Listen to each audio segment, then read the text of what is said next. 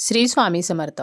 मकर संक्रांत हा दिवस सौभाग्यवती महिलांसाठी अत्यंत खास दिवस असतो आणि यंदा मकर संक्रांतीच्या दिवशीच षटतिला एकादशी आलेली आहे. खूप वर्षानंतर हा दुर्मिळ योग जुळून आलेला आहे.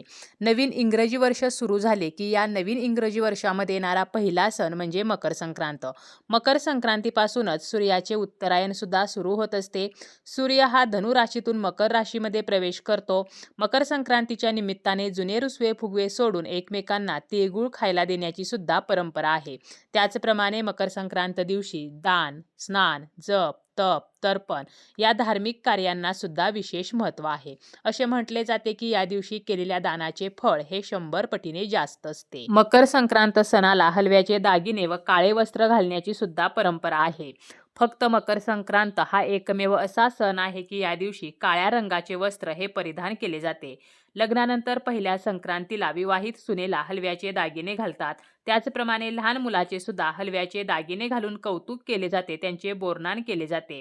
मकर संक्रांतीच्या दिवशी सूर्यदेव हे शनिदेवांच्या घरी जातात. हा दिवस सूर्यदेवांची उपासना करण्यासाठी सुद्धा अत्यंत खास मानला जातो आणि एकादशी तिथी ही श्रीहरी विष्णूंना समर्पित असते. षटतिला एकादशी या नावामध्येच आहे षटतिला म्हणजे 6 प्रकारचे तीळ. षटतिला एकादशीच्या दिवशी आपण 6 प्रकारचे तिळाचे उपाय करू शकतो आणि मकर संक्रांतीच्या दिवशी सुद्धा तिळाला विशेष महत्त्व आहे आणि असा हा दुर्मिळ योग यंदाच्या संक्रांतीला जुळून आलेला आहे. परंतु संक्रांतीच्या दिवशीच एकादशी आल्यामुळे ज्या सौभाग्यवती महिला उपवास करत असतात तर हा उपवास कधी सोडायचा आहे, त्याचप्रमाणे देवांना एकादशी असल्याने नैवेद्य दाखवावा की नाही आणि सौभाग्यवतींनी कोणते नियम हे पाळायला हवेत अशी संपूर्ण माहिती आपण या व्हिडिओमध्ये पाहणार आहोत. व्हिडिओला सुरुवात करण्याअगोदर तुम्ही जर चॅनलवरती नवीन असाल आणि पहिल्यांदाच माझे व्हिडिओ पाहत असाल तर चॅनलला सबस्क्राईब करा. व्हिडिओ माहितीपूर्ण वाटला तर व्हिडिओला लाईक करा. मकर संक्रांतीच्या दिवशी षटतिला एकादशी आली असल्याने या दिवशी आपल्याला तिळाचे 6 कोणते उपाय करायचे आहेत, तर या दिवशी आपल्याला तिळ स्नान करायचं आहे, म्हणजे आंघोळीच्या पाण्यामध्ये तीळ टाकायचे आहेत. त्याचप्रमाणे आपल्याला या दिवशी तिळाचं उटणं जे आहे तर ते शरीराला लावायचं आहे. या दिवशी आपण तिळ तर्पण करायचं आहे. तिळ हवन करायचं आहे, म्हणजेच आपल्याला थोडासा कापूर, तांदूळ आणि तीळ तर हे एका भांड्यामध्ये घेऊन प्रज्वलित करायचे आहेत. त्याचप्रमाणे आपल्याला तिळ भोजन करायचं आहे आणि आपल्याला तिळ दान करायचं आहे, म्हणजे तिळाचं दान करायचं आहे. तसेच या दिवशी षटतिला एकादशी आहे, मग आपण देवाला नैवेद्य दाखवावा का? कारण मकर संक्रांतीच्या दिवशी महिला वौसा पूजत असतात.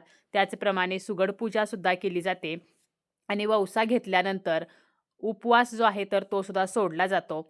मग एकादशी असल्याने हा उपवास कधी सोडायचा आहे, तर सर्वात अगोदर म्हणजे ज्यांचा एकादशीचा उपवास असतो अशा ज्या महिला आहेत तर त्यांनी काय करायचं आहे, संक्रांतीचा वौसा घेतल्यानंतर आपल्याला पाणी प्यायचं आहे आणि आपण संक्रांतीचा उपवास सोडत आहोत तर अशी कल्पना करायची आहे. बऱ्याच वेळेला असे सांगितले जाते की आपण कोणत्याही अन्नपदार्थाचा वास घ्यावा आणि पहिला उपवास सोडावा, म्हणजे 2 तिथी जेव्हा एकत्र येतात तर त्यावेळेला असे करावे असे सांगितले जाते.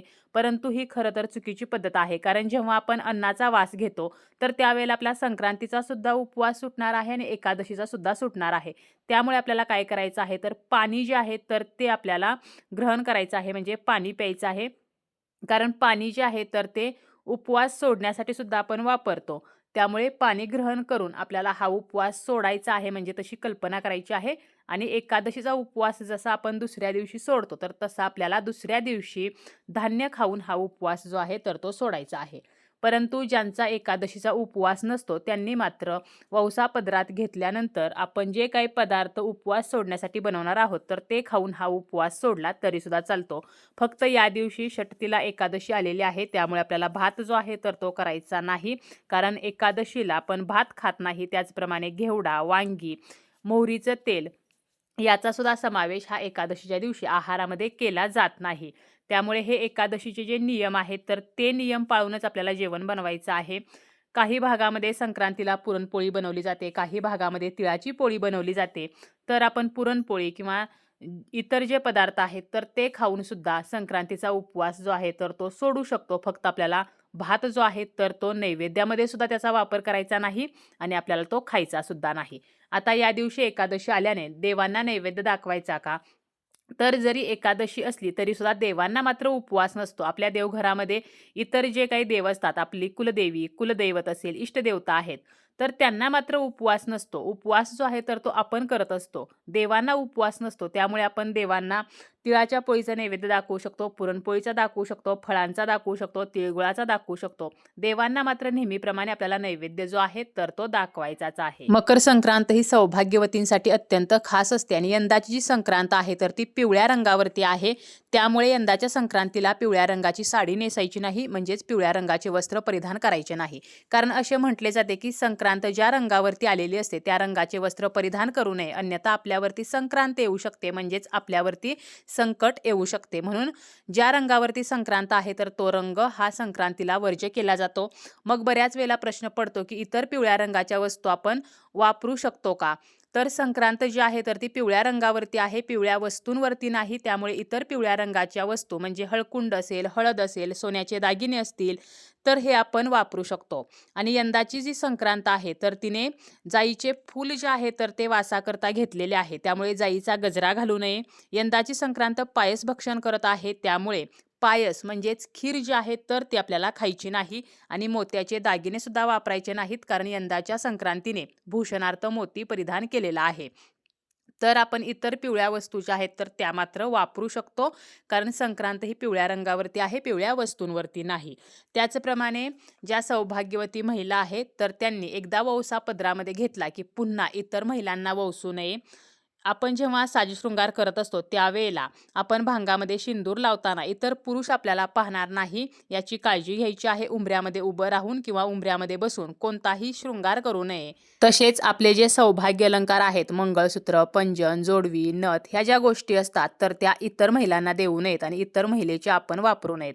आपण नवीन वस्तू देऊ शकतो, परंतु ज्या आपण वापरतो, जे आपले वापरलेले सौभाग्य अलंकार आहेत तर ते इतरांना देऊ नयेत.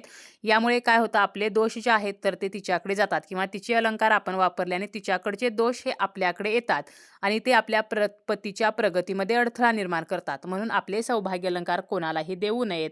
त्याचप्रमाणे हातामध्ये फक्त सोन्याच्या किंवा मेटलच्या बांगड्या घालू नयेत, तर आपल्याला काचेच्या हिरव्या बांगड्या ह्या संक्रांतीच्या दिवशी हातामध्ये घालायच्या आहेत आणि एका हातामध्ये एक बांगडी ही जास्त घालायची आहे. एका हातामध्ये जर आपण 5 बांगड्या घातल्या तर दुसऱ्या हातामध्ये 6 घालायच्या आहेत.